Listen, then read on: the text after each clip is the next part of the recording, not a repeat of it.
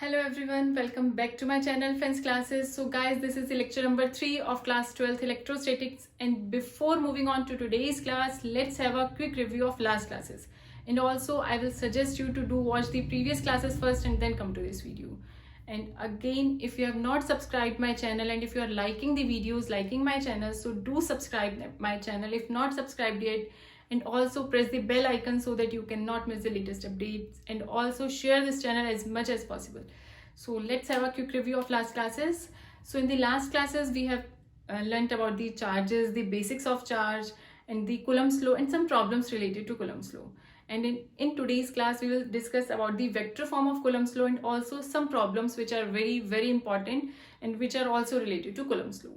So let's start the video. So firstly, this is the touching problem of identical spheres. हम लोग इसमें क्या बात करेंगे? Identical spheres के बारे में बात करेंगे. Also in identical spheres में क्या होगा? इनमें कुछ ना कुछ चार्जेस होंगे. अब इन जब चार्जेस को, इन आइडेंटिकल स्फीयर्स को एक दूसरे से टच किया जाएगा तो चार्जेस में क्या चेंज होगा? फॉर एग्जाम्पल, हमारे पास दो चार्जेस हैं ए एंड बी, दो स्फीयर्स हैं जिनमें चार्ज का Q1 and Q2, right? We have two spheres A and B and the charges are Q1 and Q2. When B is touched with A, ठीक है, and then separated, ए को B से touch किया और फिर सेपरेट कर दिया, तो इनमें चार्जेस का कुछ डिस्ट्रीब्यूशन हो जाएगा. किस तरीके से डिस्ट्रीब्यूशन होगा? After touching and then separating, the charge on A is Q1 plus Q2 upon 2. दोनों का चार्ज का सम डिवाइडेड बाय 2, और Q2 पर भी same Q1 plus Q2 upon 2. ठीक है, जब दो चार्जेस को, दो स्फीयर्स को टच किया जाएगा तो उनके चार्जेस क्या हो जाएंगे? उन दोनों का सम डिवाइडेड बाय 2. ठीक है, फॉर एग्जाम्पल हम एक एग्जाम्पल देखते हैं जिससे ये चीज आपको क्लियर हो जाएगी. इसमें हमारे पास क्या है? We have given the three spheres and the charges on A and B is Q and the C is uncharged, right? Firstly C is touched with A and then separated, and again C is touched with B. समझ में आ गया? पहले C को A से touch किया and then separate कर दिया, फिर C को B से टच किया एंड देन सेपरेट कर दिया. Then we have to find the final charge on these three spheres. So सबसे पहले हमने क्या किया? C को A से टच किया, तो क्या होगा formula? Q1 plus Q2 by 2. Q1 is Q and Q2 is 0. So Q plus 0 by 2, that is Q by 2. तो A और C पर क्या चार्ज हो गया? Q by 2 and Q by 2. दोनों पर same charge, Q by 2 and Q by 2. अब C पर क्या चार्ज हो गया? Q by 2. अब Q by 2 किसके पास गया? B के पास. C और B को टच किया और फिर सेपरेट कर दिया. फिर क्या किया हमने? दोनों के चार्जेस का सम divided by 2. That is Q by 2 plus Q divided by 2. That is 3Q by 4. तो B और C पर क्या चार्ज हो गया? 3Q by 4. पहले C पर क्या था? Q by 2. अब क्या हो गया? 3Q by 4. तो फाइनल चार्ज क्या होगा C पर? 3Q by 4. तो A पर चार्ज क्या होगा? Q by 2, B and C पर 3Q by 4. क्लियर हो गया? Formula is Q1 plus Q2 by 2. ठीक हो गया? ऑल्सो अब इस पर बेस्ड आपसे क्वेश्चन पूछे जा सकते हैं कि after touching this the final charge and now find the Coulomb's law between A and B. तो हम निकाल सकते हैं. If suppose A and B are separated by distance r, then the Coulomb's law is F is equal to Q by 2 into 3Q by 4 divided by r square. यही तो होता है Coulomb's law. F is equal to K Q1 Q2 upon R square. यही होता है ना Coulomb's law. अब Q1 यहाँ पर क्या है? अगर मैं A और B की बात करूं तो Q1 है यहाँ पर Q by 2 और Q2 है यहाँ पर 3Q by 4. इन दोनों की multiply divided by R square, और K हमारे पास कांस्टेंट है जिसकी वैल्यू क्या होती है? 9 इंटू 10 टू द पावर 9, और also we put 1/4 pi epsilon not. ठीक हो गया? So this is the next question which is again related to Coulomb's law. So ये थोड़ा सा अलग है, देखते हैं क्या लिखा हुआ है. Question is, how should a charge Q is divided in two parts such that the force between them is maximum? Question is, charge है Q, इस charge Q को हम टू पार्ट्स में डिवाइड करना है हमें, such that जो दो पार्ट्स होंगे उनके बीच का फोर्स क्या होना चाहिए? मैक्सिमम होना चाहिए. Am I clear? Question clear हो गया आपको? क्या गिवन है? क्वेश्चन क्या है? आपको एक चार्ज गिवन है Q and you have to divide that Q into two parts such that the force between these two parts is maximum. So हमने माना हमारे पास जो टोटल चार्ज है Q and first part let's suppose is Q, small Q. सो जो next क्या होगा? Q minus Q. Clear है ना? इतना तो बहुत सिंपल. अगर आपके पास एक चार्ज है कैपिटल Q और first charge, total charge Q है, और हमने एक चार्ज मान लिया Q, तो सेकंड चार्ज ऑटोमेटिकली फर्स्ट में से, हम टोटल में से फर्स्ट को माइनस कर देंगे तो सेकंड आ जाएगा. अब हमें इन दोनों चार्जेस के बीच में फोर्स निकालना है. बहुत ईजी है. According to Coulomb's law, F is equal to K, Q1 is Q and Q2 is Q minus Q upon R square. And जब भी हमें किसी भी चीज को मैक्सिमम दिखाना हो तो उसका differentiation with respect to that quantity 0. तो हमने dF by dQ is equal to 0 for maximum force. ठीक है, ध्यान रखना, आपने 11th क्लास में ये चीज पढ़ी हुई होगी मैथ्स में, और अगर आपको रिमाइंड नहीं है तो अब से ध्यान रखना. ठीक है, ये फिजिक्स में भी इंपॉर्टेंट है. तो D F by D Q is zero. कभी भी मैक्सिमम निकालना हो डिफरेंशिएशन को आप जीरो के इक्वल रख देंगे। तो डी बाई डी क्यू। अगर आपको डिफरेंशिएशन में डाउट है तो मैंने अपने चैनल पर एक वीडियो अपलोड की हुई है जिसका नाम है basics of differentiation and integration, तो आप वो भी देख सकते हैं, ठीक है। So yes, D by D Q of K Q Q minus Q upon R square. हमने क्या किया, K upon R square is constant, तो हमने बाहर ले लिया। क्यों कांस्टेंट है, के तो हमें पता है कांस्टेंट है, आर कांस्टेंट क्यों होगा, बिकॉज दो चार्जेस के बीच का डिस्टेंस तो सेम ही रहेगा ना। हम लोग कैसे चार्जेस की बात करें इलेक्ट्रोस्टैटिक में, charges which are in rest, तो इन दोनों के बीच के चार्जेस के बीच का जो डिस्टेंस होगा वो हमेशा क्या रहेगा, सेम। सो हमने के अपॉन आर स्क्वायर को बाहर ले लिया। तो अगर मैं यहाँ से के अपॉन आर स्क्वायर हटा दूँ तो क्या बचेगा, small Q capital Q minus Q square. So इसका डिफरेंशिएशन करेंगे तो capital Q minus two Q is equal to zero, तो स्मॉल क्यू की वैल्यू क्या आ जाए, Q by two. That means both charges की वैल्यू क्या आ गई, फर्स्ट चार्ज की value is Q by two, second charge की value is Q by two. That means charges are equally distributed. जब दोनों चार्जेस के बीच में सेम चार्ज होगा, दोनों चार्जेस का चार्ज सेम होगा, इक्वली डिस्ट्रीब्यूटेड, राइट, तब इनके बीच का जो फोर्स होगा वो कैसा रहेगा, मैक्सिमम। तो ये कुछ क्वेश्चंस थे। अब हम बात करेंगे vector form of Coulomb's law, जो कि बहुत इंपॉर्टेंट टॉपिक है। Next topic is vector form of Coulomb's law. Again this is very important. तो हमने कूलम्स लॉ अभी तक देखा था, उसमें हमने क्या देखा था, F is equal to K Q one Q two upon R square, है ना। अब हम इसी की वेक्टर फॉर्म देख रहे हैं, यानी कि हम यहाँ पर क्या लगाएंगे, वेक्टर। हमें पता है फ्रॉम 11th क्लास हमने सीखा था कि जब हम यहाँ पर वेक्टर फॉर्म लगा रहे हैं तो इसके साथ साथ हम एक यहाँ पर क्या लगाएंगे, यूनिट वेक्टर लगाएंगे, है ना। ये हमने देखा था 11th क्लास में। और ये यूनिट वेक्टर का क्या काम होता है, कुछ काम नहीं होता है, बस इसका ये काम होता है कि हमें डायरेक्शन देगा, दैट्स इट। यूनिट वेक्टर का काम क्या होगा, डायरेक्शन देने का बस। और यूनिट वेक्टर का मैग्नीट्यूड यूनिट है ना, यूनिट वेक्टर का मैग्नीट्यूड इज यूनिटी, ठीक है। तो हमारे पास जो वेक्टर फॉर्म आएगी वो क्या आएगी, F vector is equal to K Q one Q two upon R square, R unit vector. तो अब क्वेश्चन आ सकता है कि define prove the vector form of Coulomb's law, या फिर ये आ सकता है show that Coulomb's law obeys Newton's third law. ठीक हो गया। तो हमने क्या किया, suppose we have taken two charges q1 and q2 which are placed at a distance r in vacuum. Again we have taken two charges q1 and q2 placed at a distance r in vacuum. ठीक है, तो q1 first charges पर जो force लगेगा वो क्या होगा, first charge पर फोर्स इज F12। इसको मैंने आपको बताया था कैसे पढ़ेंगे, force on one due to two, force on one जो पहले आ रहा है किसकी वजह से, सेकंड की वजह से। तो दोनों चार्जेस कैसे हैं, अपोजिट है, सॉरी सेम है, तो इनमें फोर्स कैसा होगा, रिपल्सिव। तो F12 की डायरेक्शन क्या होगी, Q2 से दूर।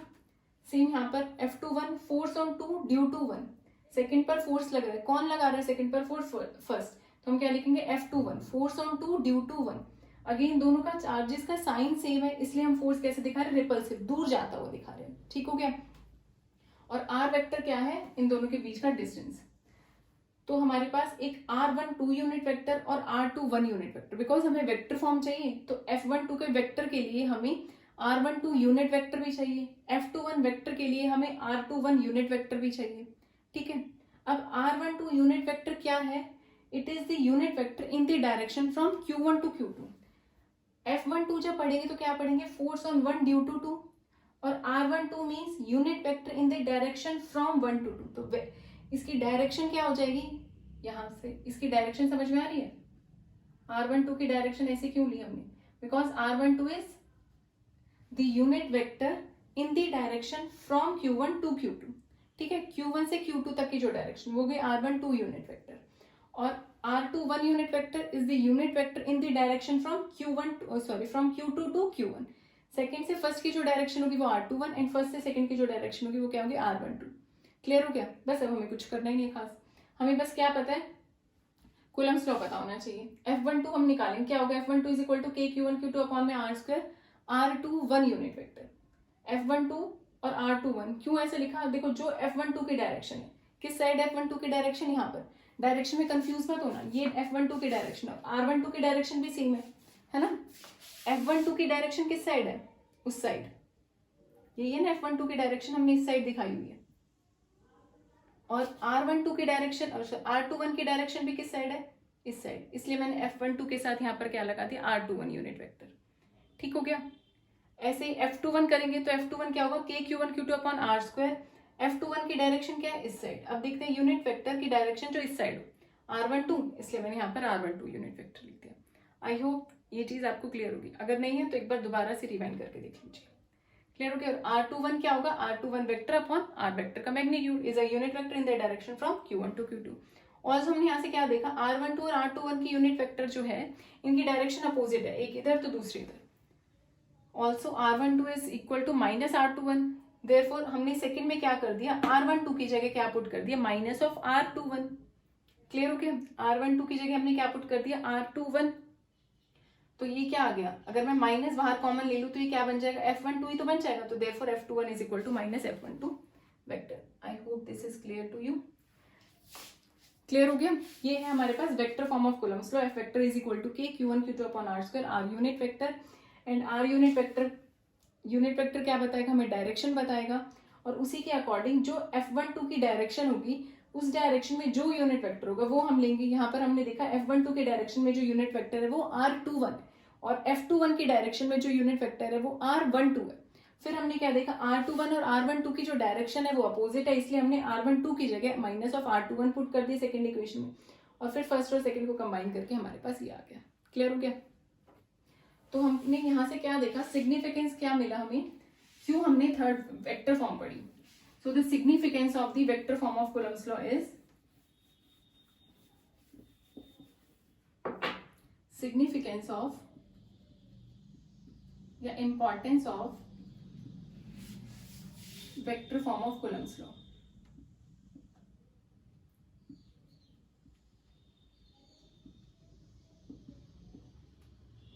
फर्स्ट सिग्निफिकेंस क्या है, हमें क्या इंफॉर्मेशन मिली कूलम्स लॉ के वेक्टर फॉर्म करने से, कि जो कूलम्स लॉ है वो ऑबी कर रहा है न्यूटन्स थर्ड लॉ को। अभी हमने देखा f12 is equal to minus f21।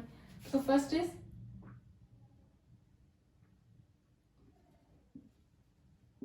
Coulomb's law obeys the Newton's third law।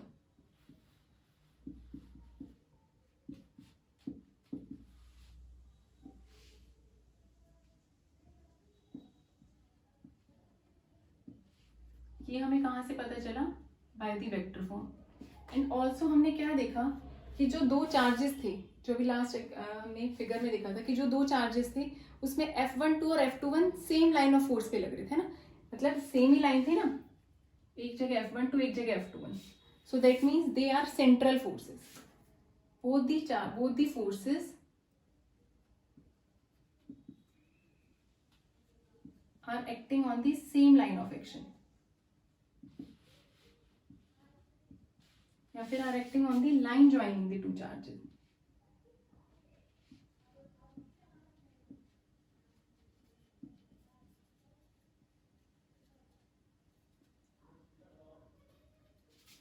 This means they are central forces.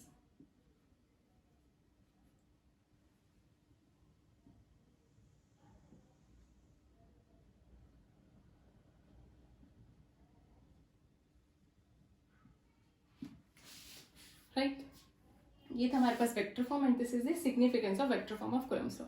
Next topic is superposition. So superposition principle is, according to superposition principle, the resultant force on a given charge is equal to the vector sum of all the individual forces due to individual charge।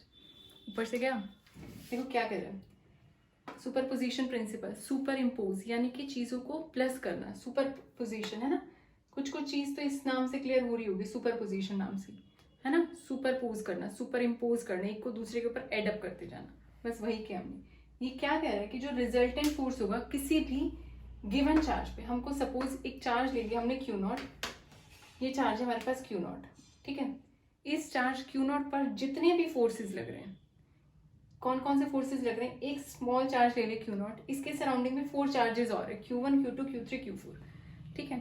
अब ये सारे charges इस Q0 पर force लगाएंगे। Clear हो गया इतना, अभी डेफिनेशन पर मत जाओ, सिर्फ ये कॉन्सेप्ट समझो, डेफिनेशन अपने आप समझ में आ जाएगी। हमने क्या लिया, एक Q0 चार्ज लिया, इस Q0 चार्ज के सराउंडिंग में 4 चार्जेस और ले लिए, Q1 Q2 Q3 and Q4। अब Q1 की वजह से Q0 पर जो फोर्स लगेगा उसको क्या बोलेंगे, F01, force on 0 due to 1। Q0 पर Q2 की वजह से जो फोर्स लगेगा उसको हम कैसे लिखेंगे, फोर्स ऑन Q0 यानी कि फोर्स ऑन 0 ड्यू टू 2, ऐसे फोर्स ऑन 03 F04। क्लियर हो गया, ये चीज समझ में तो आ गई ना, इसको हम क्या पढ़ेंगे, जैसे हमने लास्ट क्वेश्चन में देखा था F12 that is force on 1 due to 2, है ना, ऐसे F03 force on 0 due to 3, force किस पर, जीरो चार्ज पर या क्यू नॉट चार्ज पर, किसकी वजह से, 3 की वजह से, ठीक है। इस पर, इस क्यू नॉट चार्जेस पर ये फोर्सेस लग रहे हैं। तो अकॉर्डिंग टू सुपरपोजिशन प्रिंसिपल जो नेट फोर्स होगा क्यू नॉट पर वो इक्वल होगा to the vector sum of all the forces. और ये फोर्सेस कहाँ से आए, because of the individual charge.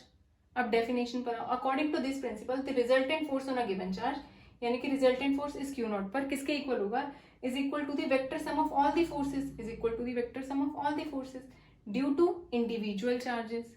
Individual charge की वजह से जो भी फोर्स डेवलप हो रहे हैं और ये फोर्सेस इस क्यू नॉट पर कितना फोर्स लगा रहे हैं, तो नेट फोर्स जो होगा is equal to the vector sum of all the forces.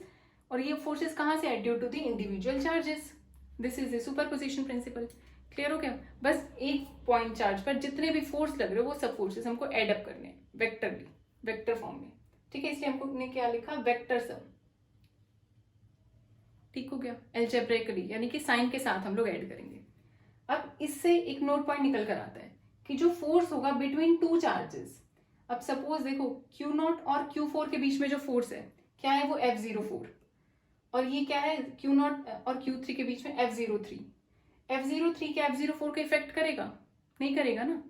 इसका अपना फोर्स है जो 3 पर लगा रहा है, F04 अपना फोर्स है जो 40 पर लगा रहा है। इन दोनों में कोई इफेक्ट तो नहीं करेगा ना। F04 को कुछ फर्क नहीं पड़ता F03 कितना है, या F03 को कुछ फर्क नहीं पड़ता F04 कितना है।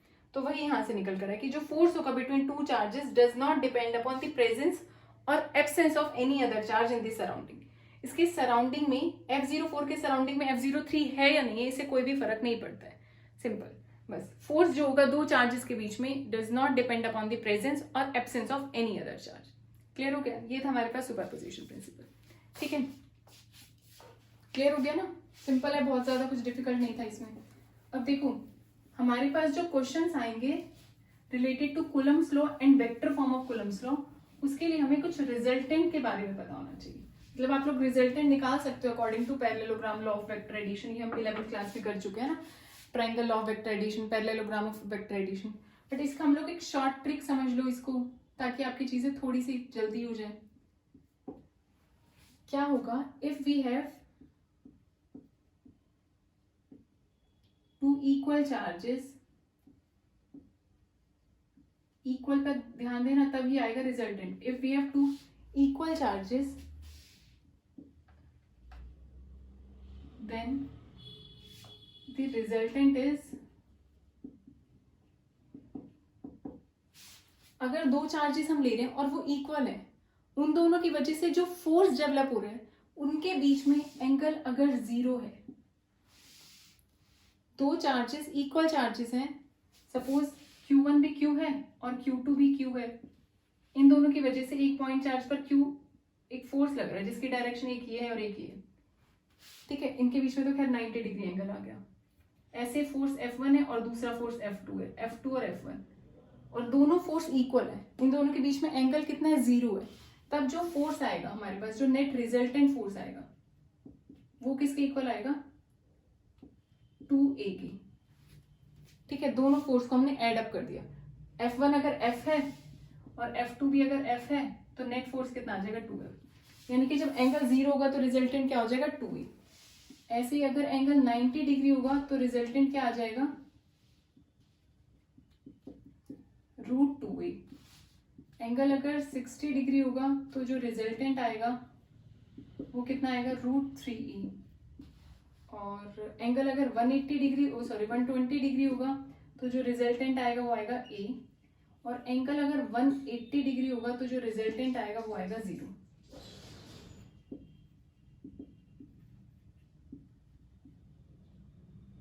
ठीक है, पॉइंट क्या नोट करना है कि दोनों चार्जेस इक्वल होंगे तब ये रिजल्टेंट आएगा। फर्स्ट पॉइंट, जब चार्जेस इक्वल होंगे तब ये रिजल्टेंट आएगा। And the second point is, ये जो एंगल है थीटा 0, 90, 60, 120, 180, ये एंगल होगा उन दो फोर्सेस के बीच में। ये हमें पता करना है कि उन दो जो फोर्सेस हैं जिनमें इक्वल फोर्सेस आ रहे हैं या इक्वल चार्जेस की वजह से जो फोर्सेस आ रहे हैं उनके बीच में एंगल क्या है, उसके बाद हम ये रिजल्टेंट लगा सकते हैं। 0 पर 2A, 90 पर √2A, 60 पर √3A, 120 पर A एंड 180 पे 0। 180 यानी कि एक फोर्स की डायरेक्शन ये और दूसरे फोर्स की डायरेक्शन ये, F - F है 0। ठीक हो गया। और अगर ये लर्न नहीं रहते तो आप डायरेक्ट फॉर्मूला अप्लाई कर सकते हो कि F1 square plus F2 square plus 2F1 F2 cos theta का अंडर रूट। ये हमने resultant parallelogram of law of vector addition में देखा था। क्लियर है? अब देखो हम एक क्वेश्चन करके देखते हैं, ये नोट कर लो, इंपॉर्टेंट है।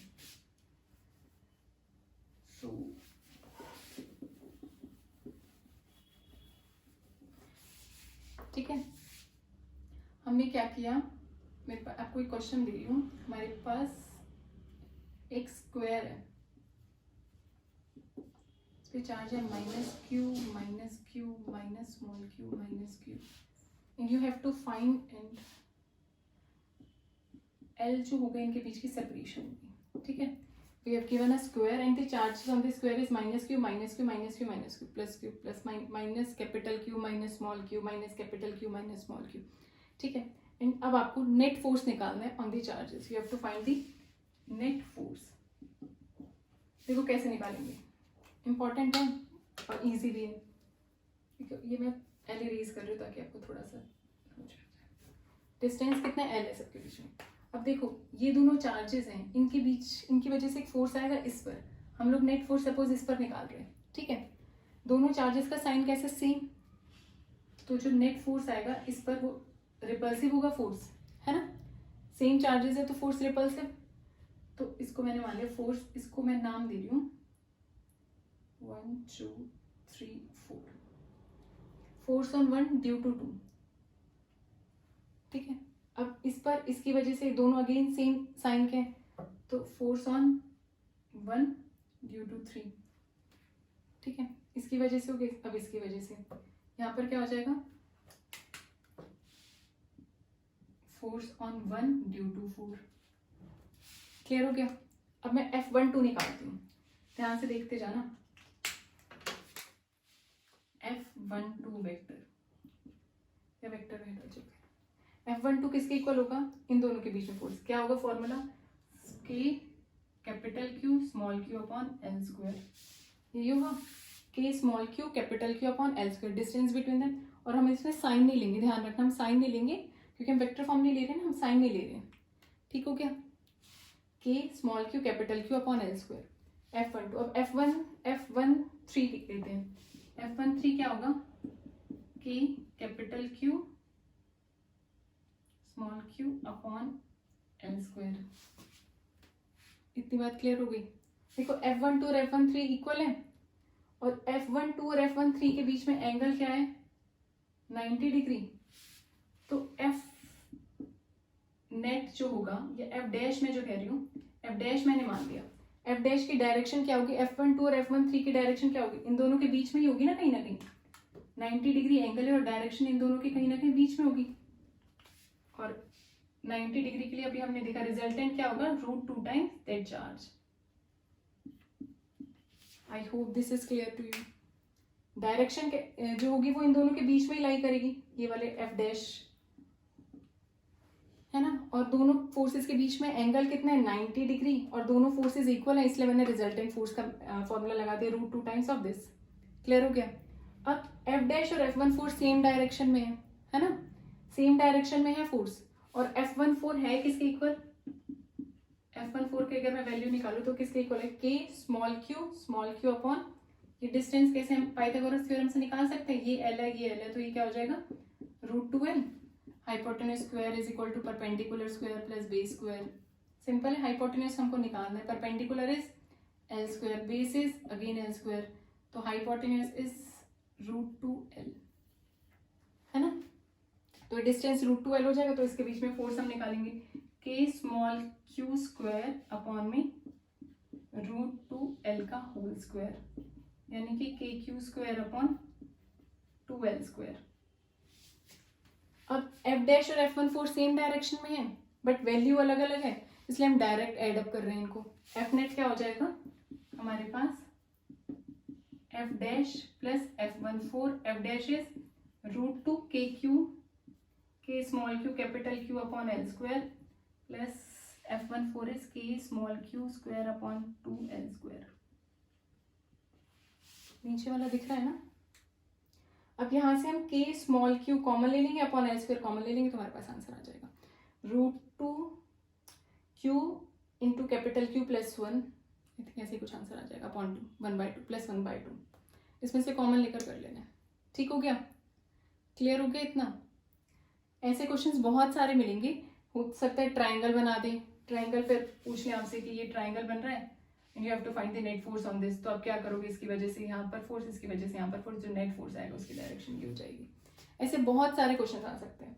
अब चाहे तो सेंटर में भी पूछ सकते हैं आपसे नेट फोर्स, चाहे तो इस फोर्स, इस चार्ज पे भी, इस चार्ज पे भी, इस चार्ज पे भी।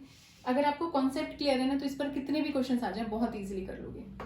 इस पर बेस्ड कुछ क्वेश्चन ट्राई कर लेना, ठीक है। एक क्वेश्चन चलो मैं आपको एक और करवाती हूँ। ये नोट कर लिया सबने, नोट कर लिया करो, साथ साथ में आपके लिए बेनिफिशियल रहेगा।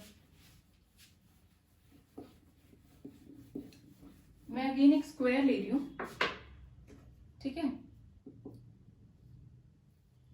Separated by distance r। इसमें चार्ज मैंने सेम ले लिया, small Q small Q small q, ठीक है। अब आपको नेट फोर्स फाइंड आउट करना है at the centre. Find F net at centre, समझ में आ गया। और सेंटर पर हमने रख लिया सपोज माइनस क्यू चार्ज, इस माइनस क्यू पर आपको फोर्स निकालना है। इसके दो मेथड हो सकते हैं, आप चाहो तो ऐसे कर सकते हो, पहले इस फोर्स से इस फोर्स, ये पूरा डिस्टेंस हमने अभी देखा था, अगर ये L है, ये L है, तो ये √2L होगा, तो ये क्या हो जाएगा √2L/2, √2L/2, यानी कि अगर ये A B C और D है, D O के बीच का डिस्टेंस कितना हो जाएगा L/√2, और इनके बीच में फोर्स कैसा होगा, ये माइनस और ये प्लस, फोर्स इज अट्रैक्टिव, तो डायरेक्शन ऐसी आ जाएगी। इन दोनों के बीच में कैसा फोर्स होगा, माइनस क्यू और plus Q, force is attractive, तो डायरेक्शन ऐसी आ जाएगी, है ना। इन दोनों के बीच में कैसा फोर्स होगा, अट्रैक्टिव, ये ऐसे, ये भी अट्रैक्टिव, और डिस्टेंस सबके बीच में क्या होगा √2L², सॉरी L/√2 का होल स्क्वायर। तो नेट फोर्स आप फाइंड आउट करोगे तो कितना आएगा, 0। सेंटर पर नेट फोर्स कितना आ जाएगा, 0 आ जाएगा। कैसे, मैं निकाल रही हूँ फोर्स ऑन A या force on O due to A, sorry force on O due to A। 0 O पर फोर्स निकालना है A की वजह से, कितना आएगा, small k small q capital Q upon L/√2 का होल स्क्वायर, इम्प्लाइज किसके इक्वल आ जाएगा, √2 small k capital Q upon L²। F0A के बाद अगर मैं F0B निकाल रही हूँ तो वो किसके इक्वल आएगा, k small q capital Q, आप खुद भी ट्राई करते रहिए, L/√2 का होल स्क्वायर, तो किसके इक्वल आ जाएगा 2 small q capital Q upon L²। ऐसे F0C is equal to F0D,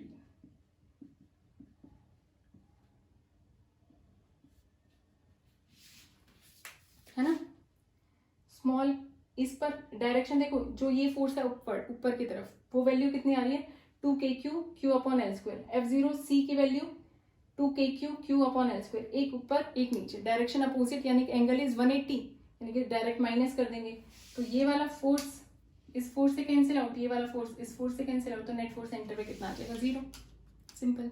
अगर यहाँ पर हाँ चार्ज अगर अलग कर देते तब भी शायद हाँ ठीक है। तो चलो एफ नेट कितना आ गया हमारे पास, 0। सो आज के लिए इतने ही रखते हैं, ठीक है।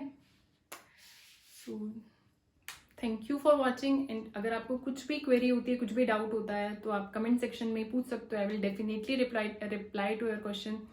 And again, if you have not subscribed my channel yet, do subscribe and do share my channel as much as possible. And thank you for watching. Bye bye.